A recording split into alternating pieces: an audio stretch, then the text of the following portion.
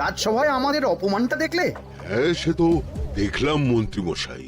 আমি তো বুঝতেই পারছি না যে গোপাল মহারাজকে কি মধু খাইয়েছে। আরে আমরা যেন মহারাজের কাছে ফেল না, কিছু একটা করতেই হবে।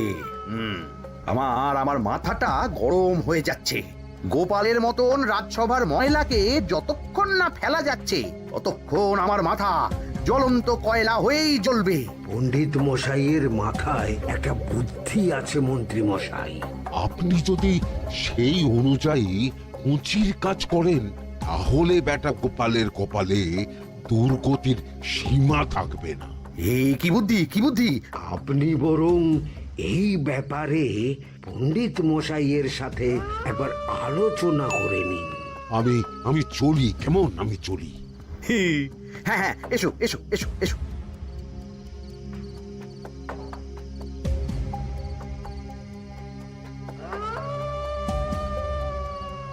আরে ওই তো আমার বাঁ হাত ঘটা আসছে, বেটাকে দিয়ে একটা কাজ করাতে হবে। এ কি মন্ত্রী মশাই, আপনি এখানে দাঁড়িয়ে কি করছেন? এই একটা গুরুত্বপূর্ণ ব্যাপারে কথা বলছিলাম। একটা একটা কাজ করতে পারবি? কি কাজ করতে হবে বলুন মন্ত্রী মশাই। আমাকে একটু ঠান্ডা জল, পাতিলেবু আর পুদিনার পাতা দিয়ে শরবত বানিয়ে খাওয়াতে পারবি? সেসব আমার ঘরে ব্যবস্থা করাই আছে। চলুন চলুন, আমার সাথে চলুন। হ্যাঁ হ্যাঁ, চল চল চল চল চল।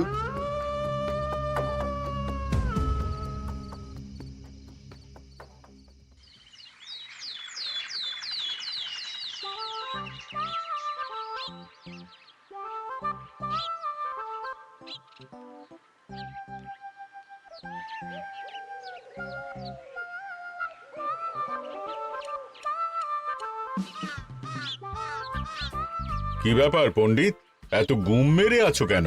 সকাল সকাল গিন্নি খুব বকেছেন মনে হচ্ছে। গিন্নির বাক্য সুধায় কান ভরে গেছে, আর কিছুই কানে ঢুকছে না। আরে দাঁড়াও দাঁড়াও পণ্ডিত, দাঁড়াও জ্যোতিষী। পণ্ডিত তো আমার কথা শুনতেই পেল না মনে হচ্ছে। তুমি তো দূর থেকে বলেছো, আমি তো বলেছি পাশ থেকে, তাতেও শুনতে পাইনি। কানের পোকা হলো নাকি? কি গো পণ্ডিত, ব্যাপার কি? কেমন বুঝছো? এ তো ভয়ানক কর্ণকোষ্ঠবদ্ধতার লক্ষণ। তুমি কচু বুঝেছো? আমার হয়েছে কর্ণগোপাল, তোমাদেরও হতো, কিন্তু তোমাদের দোকান কাটা বলে হয়নি। তুমি আমাদের অপমান করছো। তোমাদের অপমান বোধ থাকলে কোনো শব্দই কানে ঢুকতো না, শুধু একটাই শব্দ কানে বাজতো, গোপাল গোপাল গোপাল। এবারে রাজসভায় কিভাবে হেনস্থা হতে হলো মনে নেই?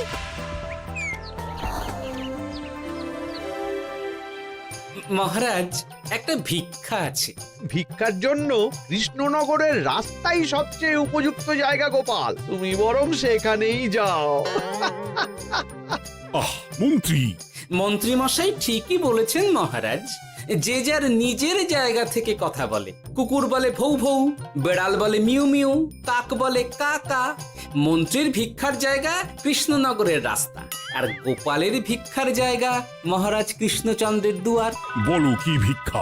বাড়িতে পুজো আছে মহারাজ, খরচা অনেক, কিছু ঋণ আবশ্যক। যদি 100 মোহর। ঋণ তোমাকে আমি দিতে পারবো না গোপাল। পুজো উপলক্ষে তোমাকে আমি 100 মোহর দিলাম। মহারাজ, আমিও ঠিক এই কথাটাই বলতে যাচ্ছিলাম। আমরাও তাহলে বাড়িতে পুজো করব। পুজোর জন্য আমাদের অনেক খরচ, তাই যদি... অবশ্যই অবশ্যই, কত ঋণের প্রয়োজন খাজাঞ্চির কাছ থেকে নিয়ে নিও, সুদটা আমি মাফ করে দিলাম। মহারাজ, গোপালকে দান আর আমাদের ঋণ? হ্যাঁ, কারণ তোমরা নিজেরা খাবে, কিন্তু গোপাল অন্যদের খাওয়াবে। গোপালের মতো মানুষের সঙ্গে থাকাই হলো রাজধর্ম। কিন্তু তাছাড়াও তোমরা হলে 80 যাই বেতন পাই দলের লোক। গত 1 বছরে তোমার কোন মন্ত্রণা দেশের কাজে এসেছে? পণ্ডিত কোনো নতুন তত্ত্ব শুনিয়েছে? জ্যোতিষী কোনো অমোঘ ভবিষ্যৎবাণী করেছে? আর বৈদ্য 3 বছর ধরে আমার হাঁটুর ব্যথা সারাতে পারেনি। কিন্তু গোপাল, গোপালের ভাঁড়ে হাস্যরসের কখনো অভাব হয়নি। মনে আছে? আছে। কিন্তু করার তো কিছু নেই। আছে। কিছু ভেবেছো নাকি পণ্ডিত? তোমাদের মনে আছে মহারাজ মোহর দেওয়ার পর গোপাল সেদিন বলেছিল, কি গোপাল, খুশি তো? মহারাজ, আপনি আমাকে এক মুঠো ধুলো দিলেও আমি খুশি। সেই ধুলো মুঠোই আমি সোনা মুঠো করে ফেলবো। মনে নেই আবার? একটু ঝেড়ে কাশো তো দেখি পণ্ডিত, কি ভেবেছো? যা হবে দেখতেই পাবে।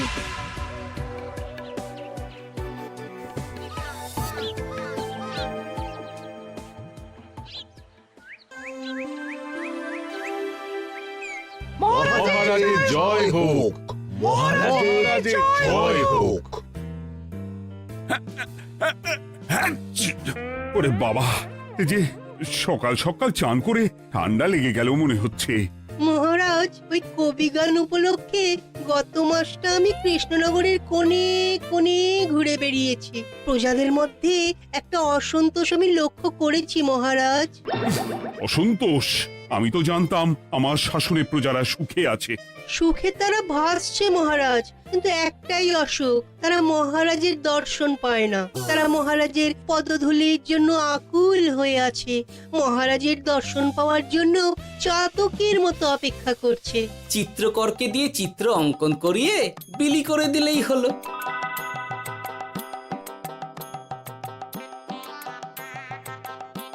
খুব ধুলো হয়েছে মহারাজ, কিন্তু এত ধুলো। কালকের ঝড়ে ঢুকেছে। ঝাড়ুদার,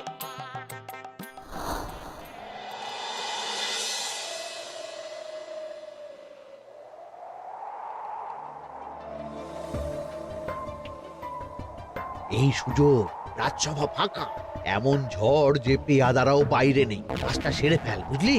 কিরে, কাজটা কর।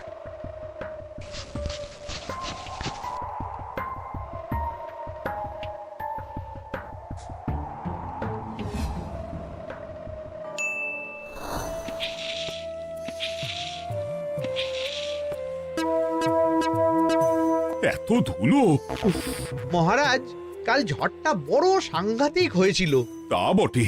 আচ্ছা গোপাল, তুমি বলেছিলে মহারাজ তোমাকে এক মুঠো ধুলো দিলেও সেটা সোনা হয়ে যাবে। এখনো সেই কথাই বলছি। মন থেকে বলেছিলে না মহারাজকে তেল দেবার জন্য? তেল দেওয়ার দায়িত্বটা তো আপনি নিজের কাঁধেই নিয়ে ফেলেছেন। আমি যা বলি সত্যি বলি। আজ যদি এই 4 ঝুড়ি ধুলো মহারাজ তোমাকে উপহার দেন, তখনও একই কথা বলবে? নিশ্চয়ই। মহারাজ, গোপালকে এই 4 ঝুড়ি ধুলো দেওয়ার হুকুম হোক। কি গোপাল, আমি তোমাকে যদি এই ধুলোর ঝুড়িগুলো দিই, তা থেকে সোনা আসবে নাকি? আসবে মহারাজ, মোহরের বস্তা আসবে। যদি না আসে, আপনি বলুন। তোমাকে কৃষ্ণনগর ছেড়ে চলে যেতে হবে। রাজি? আর যদি আমি পারি, তাহলে আপনাকে এই মন্ত্রীর চাকরি ছেড়ে দিতে হবে। কি রাজি? কি মন্ত্রী, রাজি? রাজি। গোপাল? রাজি মহারাজ। আচ্ছা, আর কেউ মন্ত্রীর পক্ষে বাজি ধরেছেন নাকি? হ্যাঁ, আমি আমি আমি আমি ও গোপাল এবার যে মরণ কুয়োতে ঝাঁপিয়েছে, সেখান থেকে আর উঠে আসতে পারবে না। ধুলো থেকে মোহরের বস্তা আসবে, এ হচ্ছে ওই গোপালের উন্মাদ রোগের শুরু। দেমাক দেমাক, মহারাজের পিঠ চাপড়ানি পেয়ে পেয়ে গোপাল ভেবেছে যে ও সব কিছু করতে পারে। এবার শুধু সেই দিনটার অপেক্ষা, যেদিন গোপালকে উল্টো গাধায় চড়িয়ে কৃষ্ণনগর থেকে বার করে দেব। এতটা নিশ্চিন্ত হবেন না মন্ত্রীমশাই। গোপাল গোপাল কিন্তু হালকা কথা ছুঁড়ে দেওয়ার লোক নয়। কি বলতে চাইছো পণ্ডিত? ওই 4 ঝুড়ি ধুলো থেকে মোহরের বস্তা আসবে? না, তা বলছি না। অন্য জায়গা থেকেও তো মোহরের বস্তা আসতে পারে। তার সঙ্গে ধুলো মিলিয়ে দিলেই কেল্লাফতে। গোপালের নিশ্চয়ই কোনো পরিকল্পনা আছে।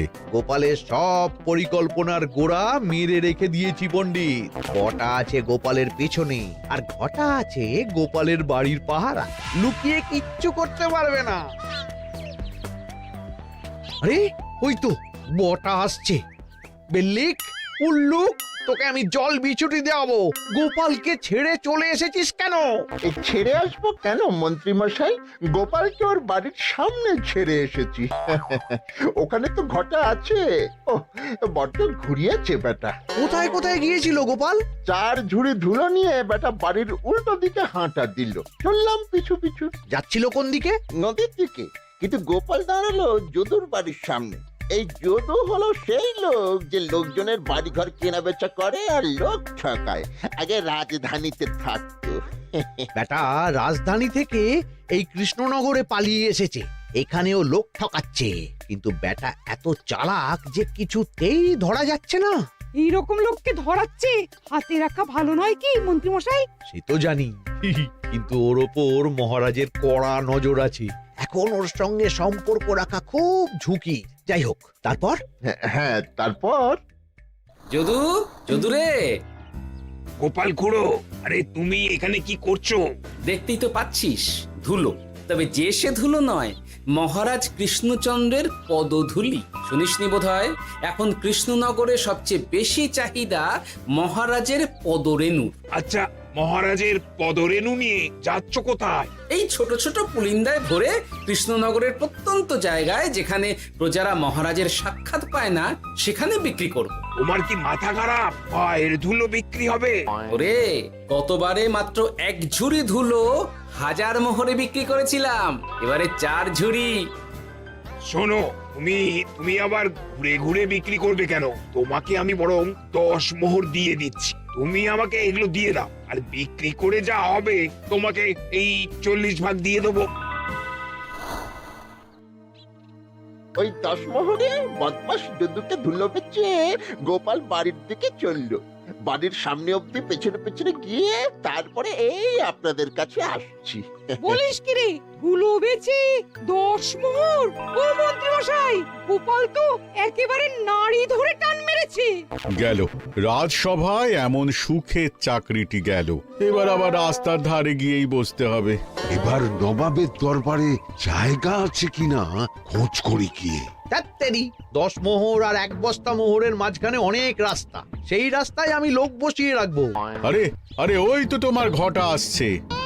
এই, তুই গোপালের ঘরের পাহারা ছেড়ে এলি কেন? গোপাল নেই নেই নেই নেই নেই নেই।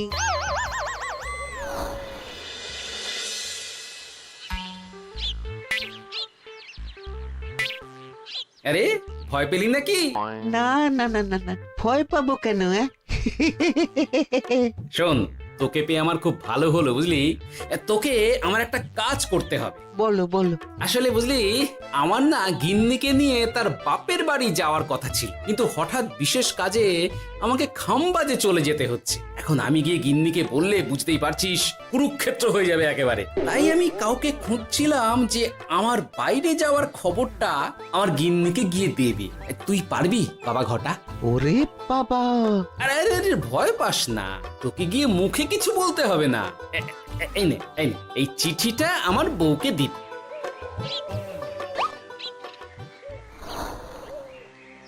কৃষ্ণনগর ছেড়ে চুপি চুপি চলে যাচ্ছি, চালাকিটা দেখেছেন? ওসব চালাকি আমি তুড়ি মেরে উড়িয়ে দেব। কি করবেন? চারিদিকে আমি অশ্বারোহী গুপ্তচর পাঠাচ্ছি, গোপালকে কোনো চালাকি করতে দেব না।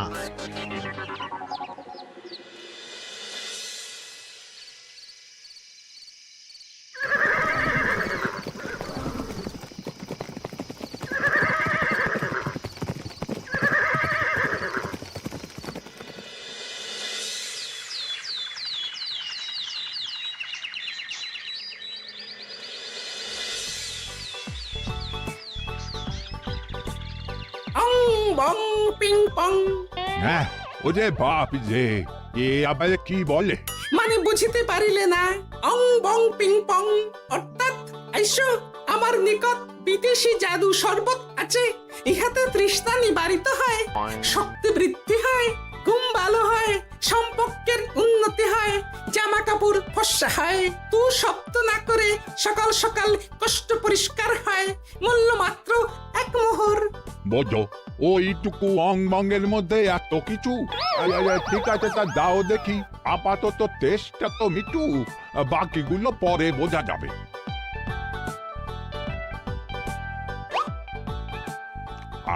আহ বড় ভালো খেতে তো ঠং ঠং অর্থাৎ শক্তি বৃদ্ধি হলো। হ্যাঁ মনে হচ্ছে গায়ে যেন দুগুণ বল পাচ্ছি। কি হয়েছে ভাই? এ কে? এ ভিন দেশ থেকে জাদু শরবত নিয়ে এসেছে গো। জাদু শরবত ভিন দেশ? একেবারে বহু ভুজা শরবত।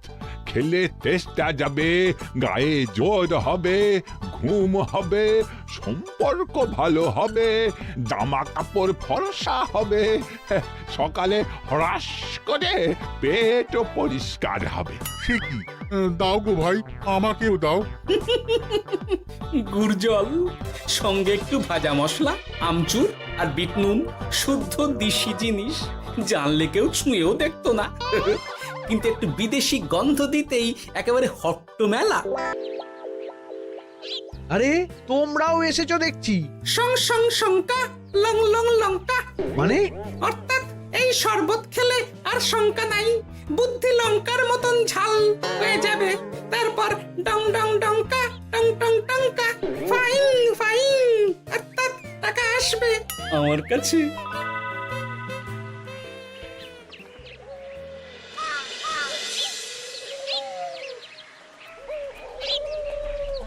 ঝপ ঝপ ছপাং ভট ভট ফটাং, অর্থাৎ উহাকে দৌড়িয়েছো কেন?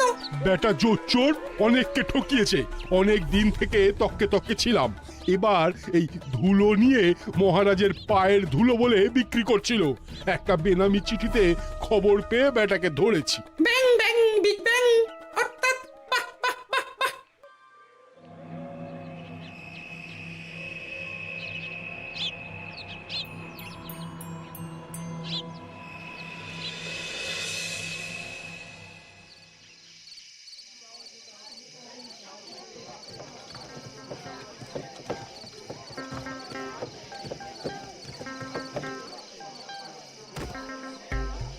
ঝন্টু মন্টু ননাংফু।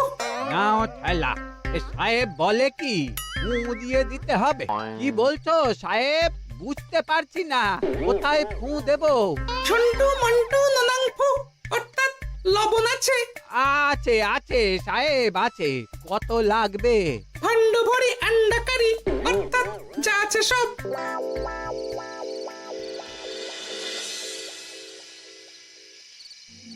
ব্যাস, মোটামুটি আশেপাশে সব দোকানের নুন এখন আমার জিম্মায়। এবার আসল মজা শুরু হবে।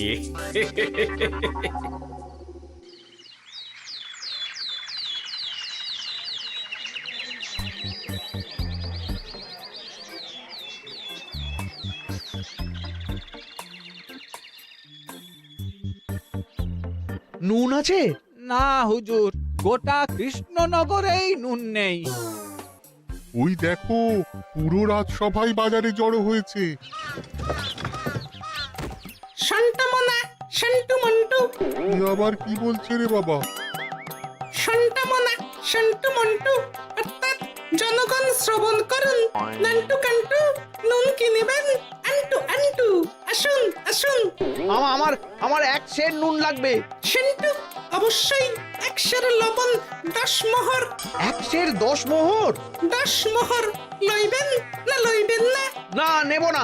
উত্তম উত্তম, গান্ডা পিণ্ডে ঢিসুম ঢিসুম, অর্থাৎ তাহা হইলে নুনের বদলে গৃহিণীর প্রহার ভক্ষণ করুন। আমাকে 1 সের নুন দিন। আমাকেও নুন ছাড়া বাড়ি ফিরলে গিন্নি ঘর ছাড়া করবে আমাকে। শুনলাম কৃষ্ণনগর থেকে নুন উধাও। আছে মহারাজ, আছে। কৃষ্ণনগরের সব লবণ আমার নিকটে আছে। 110 মোহর। এত দাম? দাম তো হবেই মহারাজ, লবণ ছাড়া রান্না কেমন হবে ভাবিয়া দেখুন। ঠিকই বলেছ, রাজপাকশালেও তো রান্না বসেনি। 100 সেরের মতন রাজপ্রাসাদে পাঠিয়ে দাও। 1000 মোহর দিয়ে দাও।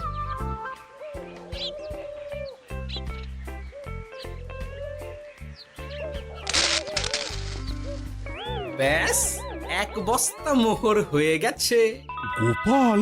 হ্যাঁ মহারাজ, গোপাল, যে 4 ঝুড়ি ধুলো থেকে 1 বস্তা মোহর রোজগার করেছে। ইয়া বাত! চলো রাজসভায়, পুরো গল্পটা শুনতে হবে। সকলেই এসো তাহলে রাজসভায়। কিন্তু মহারাজ, যারা বাজি হারলো তাদের তো চাকরি গেছে, তো তারা রাজসভায় যাবে কি করে? ঠিক ঠিক ঠিক বলেছ। আর যারা বাজি হারলো তারা বাদ, বাকিরা চল। এই সেরেছে, গোপাল তো আবার বাজি মেরে দিল। ও মহারাজ, আমাদের দেখুন। ও মহারাজ, আমাদের দেখুন। ও মহারাজ।